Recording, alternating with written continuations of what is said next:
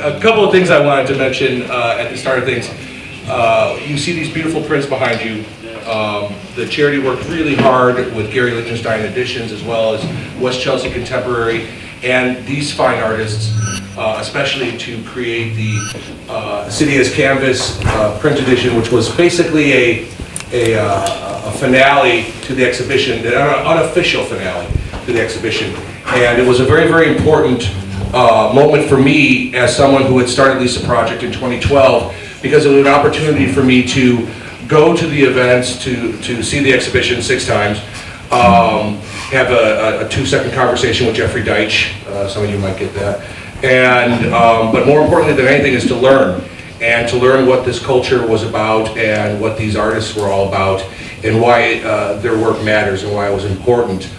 It's been 8 years since that exhibition, and the world has changed greatly, and especially regarding its opinions about graffiti. And that's a little bit of what's going to be discussed tonight. And with that, I'd like to start introducing our panel. First, we have, in the corner here, we have the legendary CRASH, ladies and gentlemen, CRASH. We're going with graffiti names, everybody.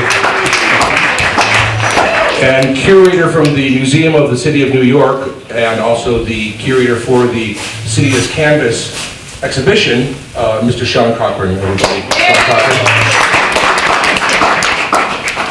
And we have a young man here as well. Still young. Who is one half of an amazing team as well as a brilliant artist in his own right. Ladies and gentlemen, please welcome Daze. And finally, as our moderator tonight, is basically who I personally believe, and I think a lot of people agree, is a guru for all kinds of art, whether it's graffiti, street art, contemporary. The man has the ability to drone on with the most cool, excellent information that you've ever heard in your entire life. So I would encourage you to listen closely and learn. But please welcome our moderator, Mr. Carlo McCormick. Thanks, Wayne. Thanks, everyone, for coming out. Thanks mostly to you guys. I'll do any opportunity to talk to you guys. And to Gary for making these beautiful prints, and to the gallery for hosting us. Sean, I'm going to start with you, because you don't need to hear me talk. It's about these guys.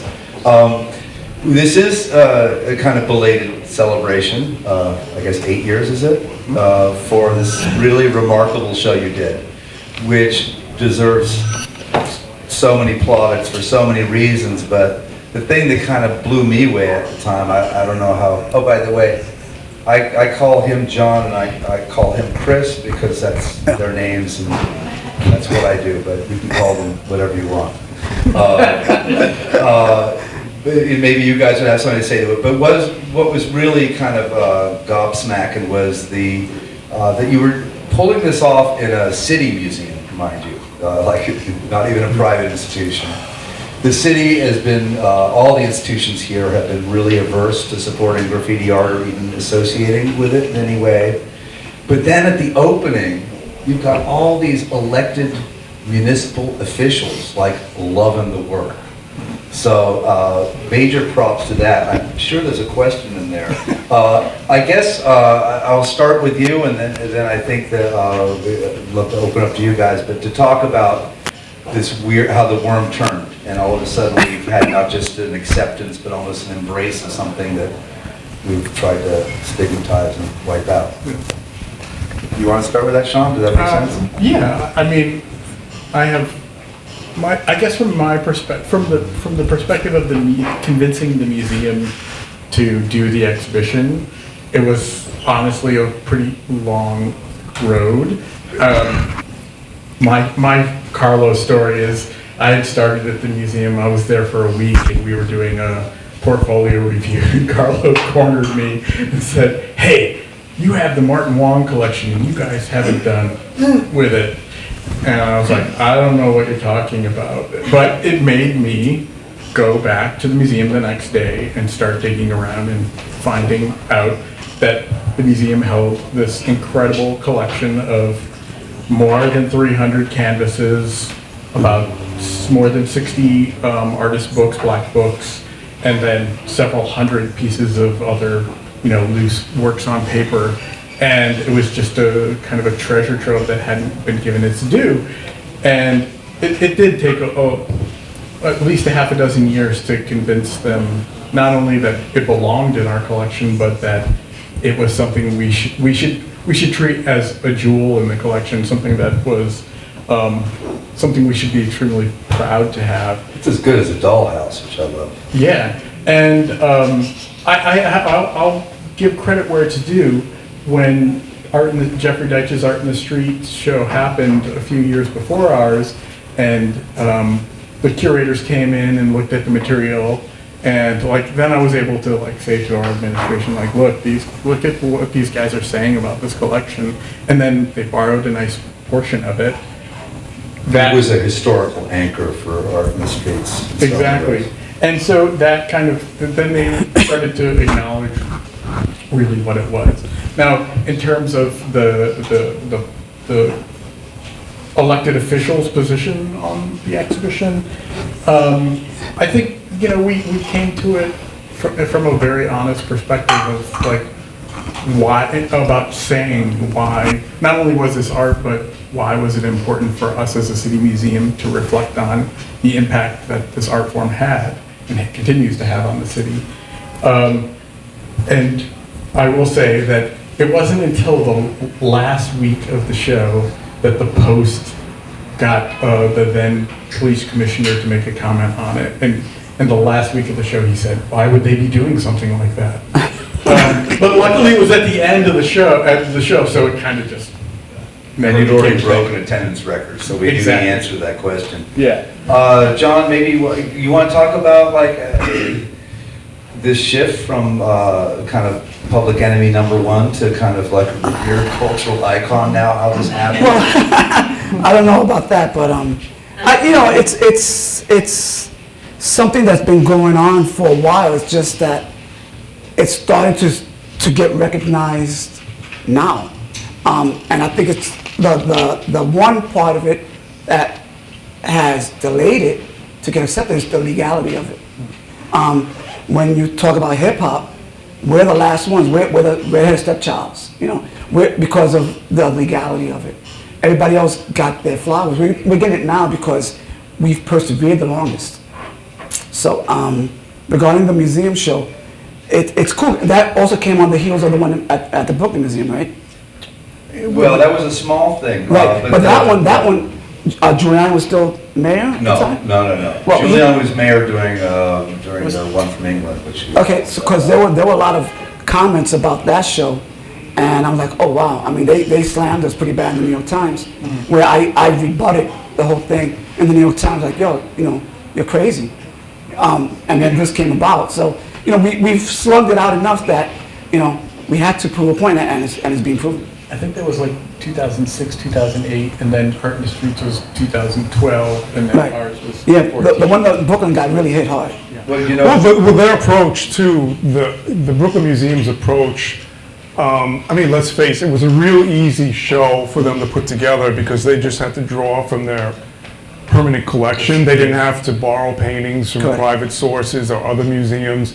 They Just just had, Sidney Janis' they, kids they, donate they all just of it. had to pull it from storage and put it up, but they also tried to act like it was happening, but not happening at the same time. There wasn't, they didn't plan an opening, no big opening, No just a invitations. small thing for the artists, so The opening was held on July 4th, when no one's in town. yeah. No one's So, gonna be in town, but that's so what The cops are busy. they tried, it was happening, but maybe not happening for them. But the Museum of the City of New York, on the other hand, kind of went full throttle Correct. into it, in promoting it and presenting it and really, trying to show it in a kind of scholarly way, I mean, it's one person's collection, but so it's that one person, Martin Wong, it's his perspective.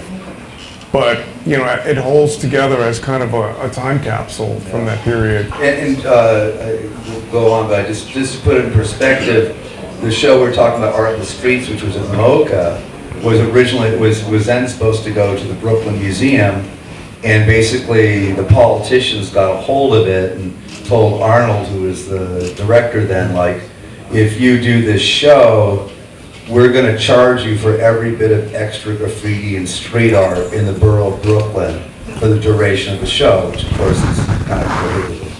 But anyway,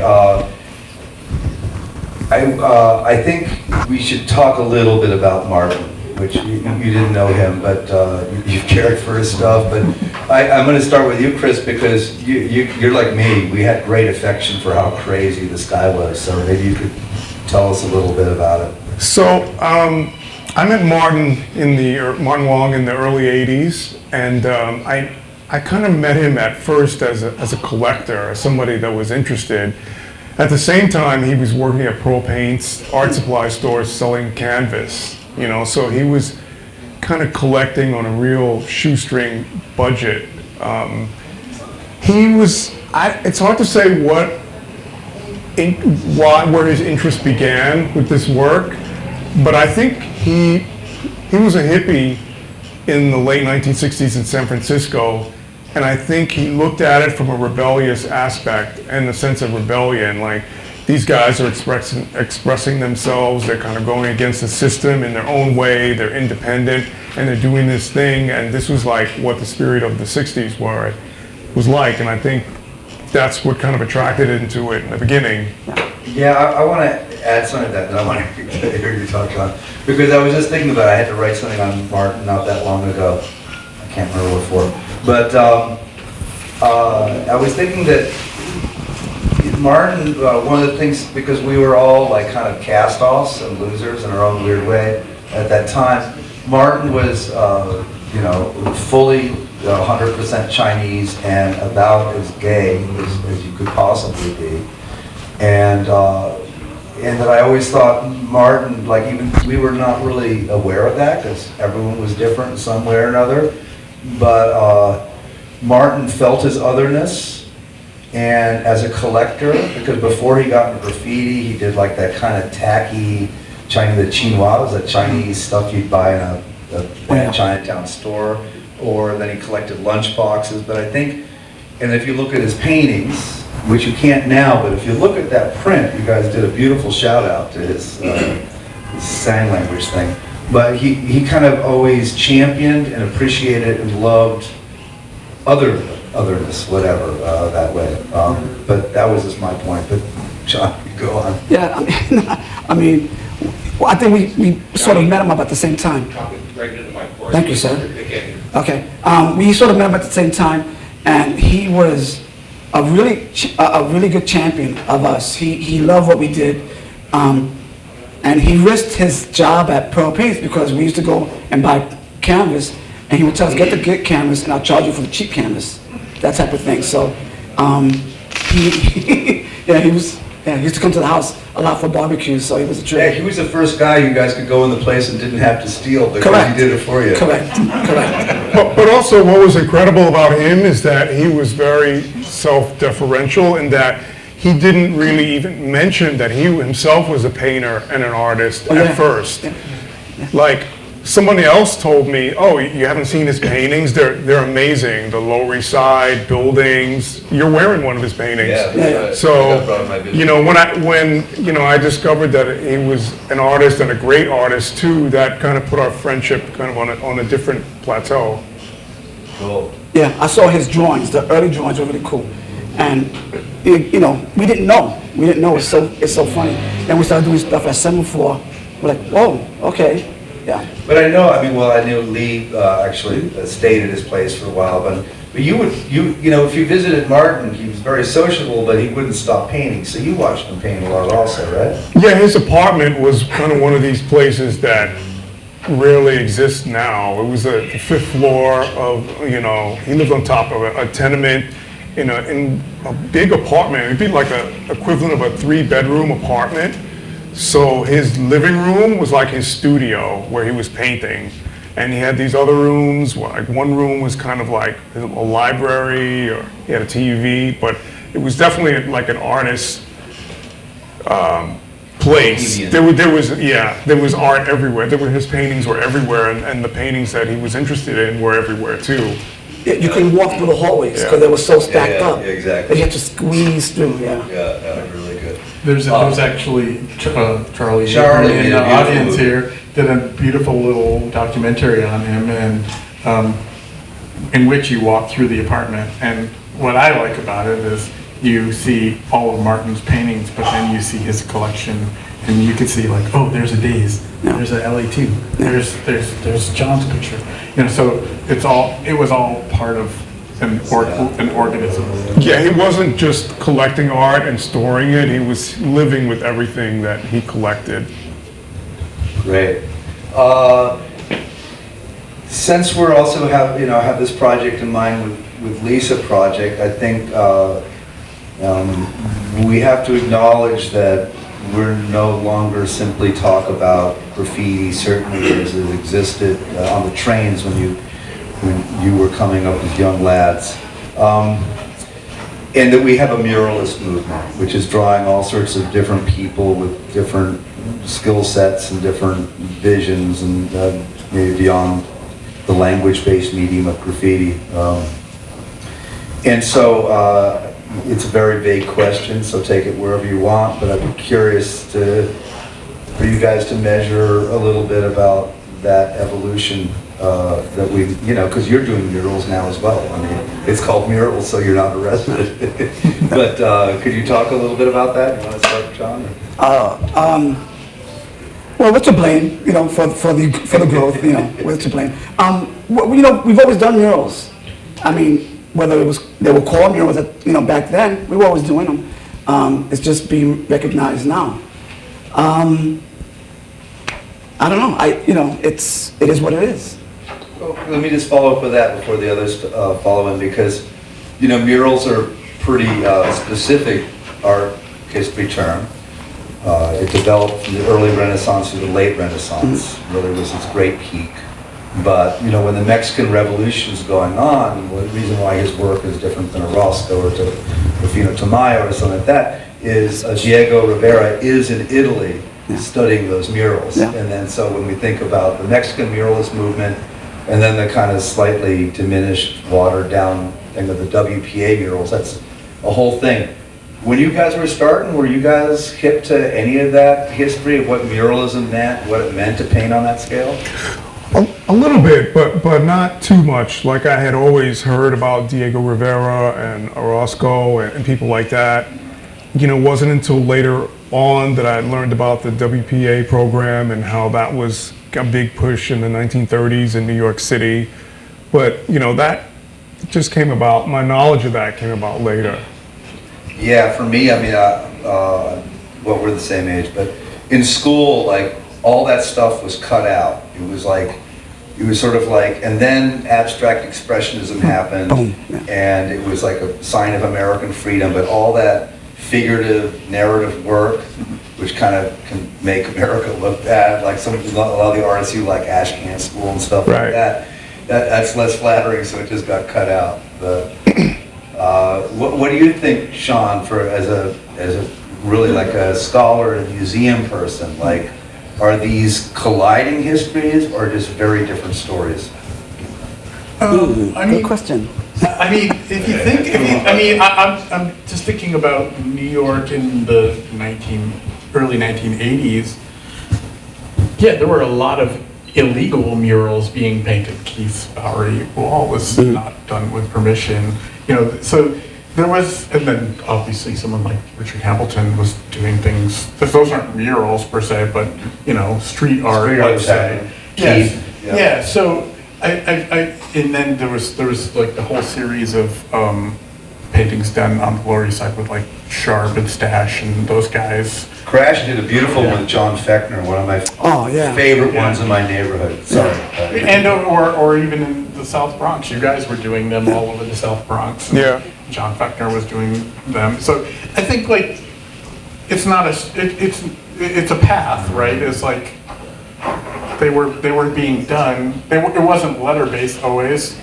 It was maybe with pictures or whatever, but they were done illegally initially, and then they were like, then there was a reason for somebody to let them than you guys express yourself. Yeah, I mean, it kind of makes me think about early on, myself, Crash, and Freedom did this project with Fashion Moda, maybe about, Yeah. was that 82? 82. And it was on along Brook Avenue in the Bronx, and it wasn't sanctioned or, we didn't go and ask permission. It was basically abandoned storefronts where the gates were pulled down. And as a part of this show, we painted the storefronts along Brook Avenue, and at the opening, we gave out like a little kind of map so people could leave the gallery and come into the neighborhood and explore. But the people in the neighborhood really loved it. They saw it as a real positive thing that was happening in the neighborhood. Fashion Moda did so much that way. I mean, as a, what we call like, social practice art now or things like that. It was super radical. John, it just reminds me, you did, there was the one at the Biker Gallery. There was a 70s generation art show, but you did for our generation, you did the first real graffiti art show. What was it? GAS, graffiti art? Oh, yeah, Fashion Moda, yeah. It was at Fashion Moda. What year was that? That was 1980. 1980, yeah. 1980. So,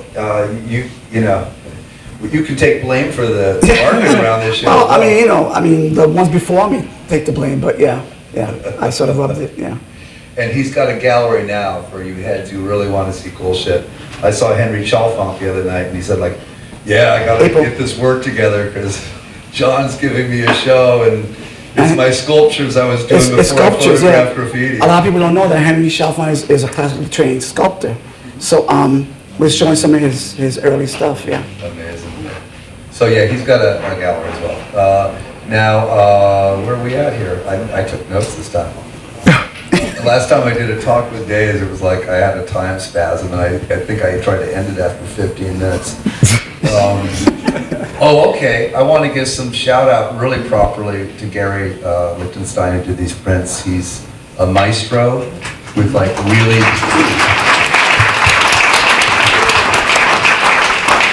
beautiful deep roots that go into like he worked in the 70s with some of the masters that I cared about from the 60s, psychedelic posters, which I know Chris, we're all kind of suckers for that stuff. Martin Mumpler. Yeah, so I want to get you guys talking a little bit about the process, a little bit of, let's get in the weeds a little bit, because Gary's got amazing skills, and so why don't you guys talk a little bit about how this came about for you, the process.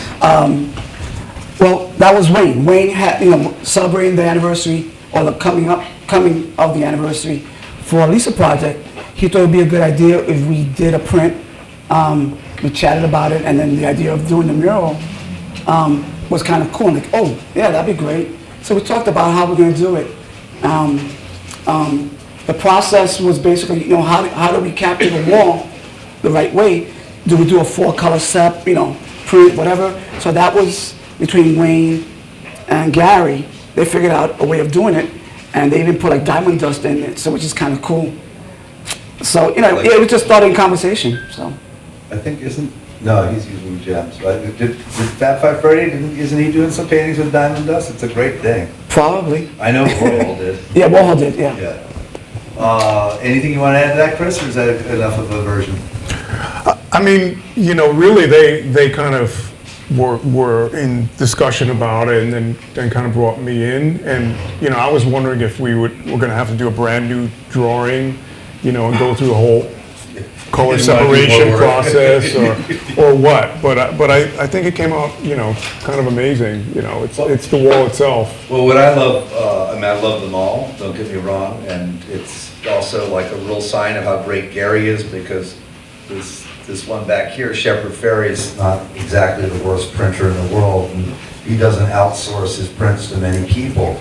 But what I love about yours, distinct from the other three, is that yours most clearly, most directly references the wall itself. Yeah. The other ones are more like kind of fine art prints, right? So that was a decision you guys made, or was that just because you didn't want to do more drawings? No, we talked about that. We talked about it, but as you said, I think it really, it really looks like the wall that we created. If we made a drawing, a complete, you know, there would have been changes made into the drawing and edits made, and, you know, it might not be as true to the original piece, so. What I love is that in little sections there, very little bit, like not turned into like cheesy urban mementos as some things are, but there's just a little bit of bricks peeking through. Is that what you're gonna I say? was just gonna say the same thing. You get the feeling of the wall, but for me, it's also a double meaning, like it makes me feel a little bit of Martin's presence as well. Okay, I got more, but, all right. Yeah, this guy, he worked comedy clubs. He knows, he's got a meat hook that he needs to get us on. Thank you, everyone. Thank you, guys. You're awesome.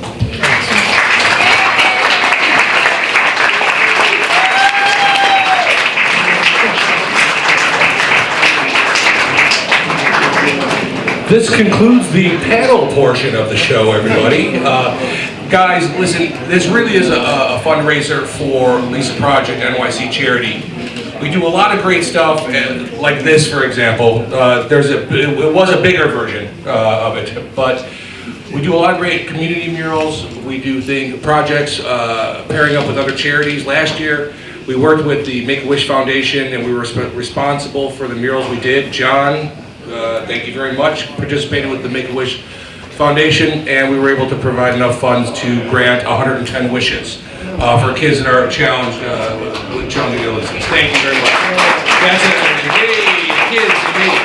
So, if you guys can, these are very, very special. We want to create something very special and unique, and that would be a keepsake either for a family or to pass on to to a secondary market and buy something. Flip that shit.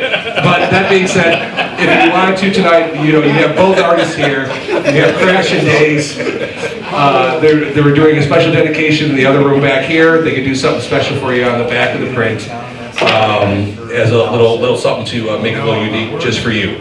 So please, again, if you can support, please do. Otherwise, thank you so much for coming out tonight. Give yourself a round of applause, everybody, for coming out. Thank you. Good night. They also do some black book.